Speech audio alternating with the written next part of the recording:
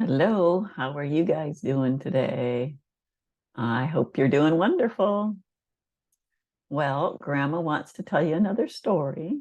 This one is called Daniel in the Lion's Den. This is a very famous story that happened many years ago. King Darius was the king of Babylon, and he chose 120 princes to rule his kingdom. And he also chose 3 presidents over these princes.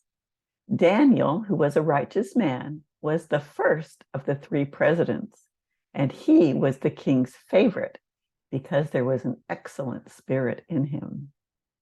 The other presidents and princes were jealous of Daniel. They tried to find a reason to complain to the king about him, but they could not. Daniel was a faithful ruler and did no wrong. Finally, the other rulers decided on a plan to get Daniel in trouble. They knew that Daniel worshiped God and prayed every day. So they went to King Darius and asked him to sign a decree that for the next 30 days, no one could pray or ask a favor of any god or man. Now remember, they had many gods in that kingdom. They couldn't ask a favor of anyone except the king. Anyone who disobeyed the decree would be thrown into the den of lions. King Darius thought, oh, that's cool. Everybody has to ask me for favors. And so he signed the decree. And though Daniel had heard about the decree, it did not stop him from praying to Heavenly Father. He continued to pray 3 times a day, just like he had before the decree. He knelt by a window and gave thanks to God. The jealous rulers watched and saw Daniel praying. They were pleased that Daniel had disobeyed the decree.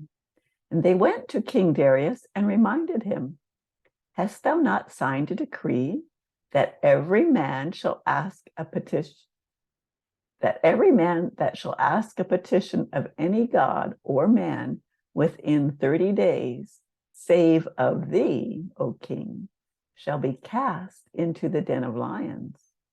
The king answered, "This thing is true." They then informed the king that Daniel had been praying to his God 3 times a day. And the king was angry with himself for having signed the decree. He loved Daniel and did not want him to be killed. He tried all day to find a way to save Daniel, but a decree signed by the king could not be changed. That was the law. At the king's command, Daniel was thrown into the den of lions. And the sorrowful king told Daniel, "Thy God, whom thou servest continually, he will deliver thee."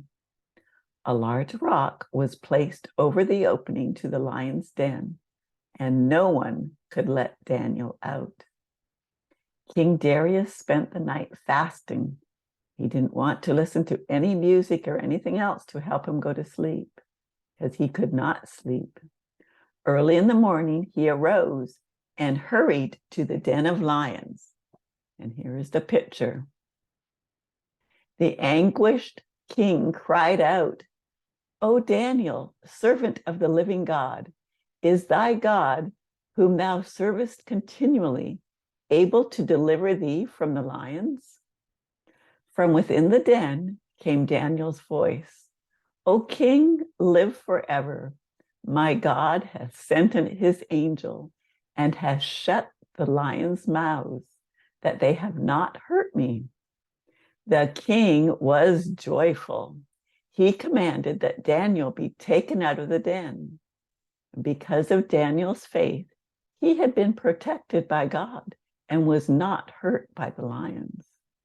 The men who had accused Daniel were thrown into the den and were killed by the lions.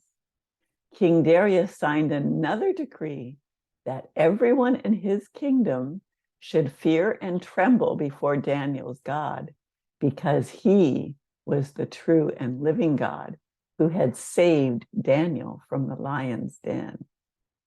You see King Darius looking into the hole, to the den, to see.